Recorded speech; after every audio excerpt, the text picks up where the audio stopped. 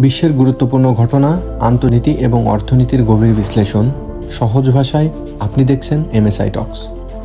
কল্পনা করুন, হঠাৎ করেই তেলের দাম বাড়তে শুরু করেছে, বিদ্যুৎ উৎপাদন কমে যাচ্ছে, আর বাজারে প্রতিদিন নিত্য প্রয়োজনীয় জিনিসের দাম বাড়ছে।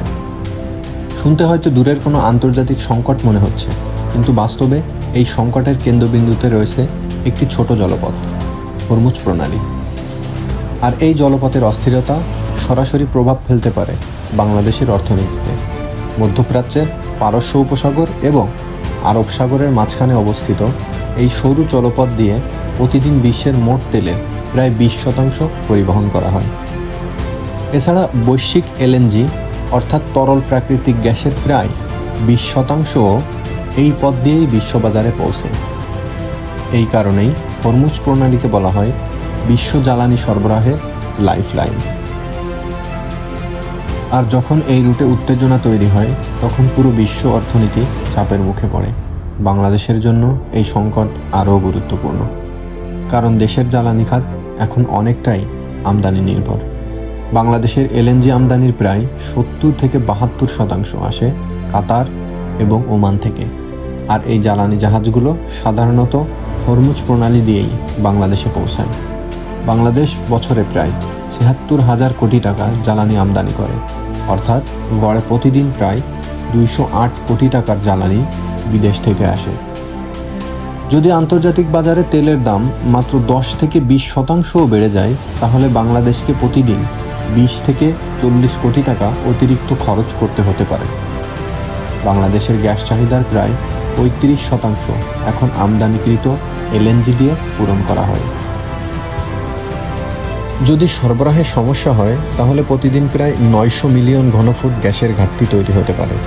এই গ্যাস মূলত ব্যবহার হয় বিদ্যুৎ উৎপাদনে, গার্মেন্টস শিল্পে, সার কারখানায় এবং অন্যান্য ভারী শিল্পে। গ্যাস সরবরাহ কমে গেলে শিল্প উৎপাদনে ব্যাপকভাবে ব্যাহত হতে পারে। অর্থনৈতিক বিশ্লেষকদের হিসাব অনুযায়ী শুধু শিল্প উৎপাদন কমে যাওয়ার কারণেই বাংলাদেশের অর্থনীতিতে প্রতিদিন প্রায় 300-500 কোটি টাকার ক্ষতি হতে পারে। এর পাশাপাশি বিদ্যুৎ উৎপাদন কমে গেলে লোডশেডিং বাড়তে পারে, যার ফলে আরও 100-200 কোটি টাকার অর্থনৈতিক ক্ষতি হতে পারে। সবচেয়ে বড় প্রভাব পড়তে পারে বাংলাদেশের গার্মেন্টস শিল্পে, যা দেশের মোট রপ্তানি আয়ের প্রায় 80% এনে দেয়। গ্যাস ও বিদ্যুৎ সংকটের কারণে যদি উৎপাদন কমে যায়, তাহলে এই খাতেই প্রতিদিন প্রায় 200-300 কোটি টাকার ক্ষতি হওয়ার ঝুঁকি রয়েছে। সব মিলিয়ে অর্থনীতিবিদদের মতে, যদি এই সংকট দীর্ঘস্থায়ী হয়, তাহলে বাংলাদেশের অর্থনীতিতে প্রতিদিন প্রায় 670 কোটি থেকে 1140 কোটি টাকার অর্থনৈতিক চাপ তৈরি হতে পারে। এই ধরনের পরিস্থিতি মোকাবেলায় সরকার সাধারণত বিকল্প দেশ থেকে জ্বালানি আমদানি, বিদ্যুৎ সাশ্রয় নীতি এবং কয়লাভিত্তিক বিদ্যুৎ উৎপাদন বাড়ানোর মতো পদক্ষেপ গ্রহণ করতে পারে। বাংলাদেশ ইতিমধ্যেই পায়রা বিদ্যুৎ কেন্দ্র এবং রামপাল বিদ্যুৎ কেন্দ্র চালু করেছে, যেগুলো জ্বালানি সংকটের সময় বিকল্প বিদ্যুৎ সরবরাহে গুরুত্বপূর্ণ ভূমিকা রাখতে পারে।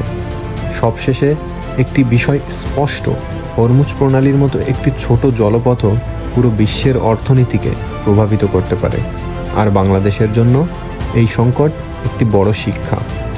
দীর্ঘমেয়াদে জ্বালানি নিরাপত্তা নিশ্চিত করতে হলে নিজস্ব গ্যাস অনুসন্ধান বাড়াতে হবে, নবায়নযোগ্য জ্বালানিতে বিনিয়োগ বাড়াতে হবে এবং সোলার ও উইন্ড এনার্জির মতো বিকল্প শক্তির উৎসের দিকে আরও গুরুত্ব দিতে হবে। কারণ জ্বালানি নিরাপত্তা এখন শুধু অর্থনৈতিক বিষয় নয়, এটি একটি দেশের কৌশলগত নিরাপত্তার অংশ। হরমুজ প্রণালীর মতো একটি ছোট জলপথ পুরো বিশ্বের অর্থনীতিকে নাড়িয়ে দিতে পারে। এমন গুরুত্বপূর্ণ বৈশ্বিক বিশ্লেষণ পেতে সাবস্ক্রাইব করুন এমএসআই টক্স, থিঙ্ক গ্লোবাল, টক রিয়েল। আবার দেখা হবে নতুন কোনো বিষয়ে।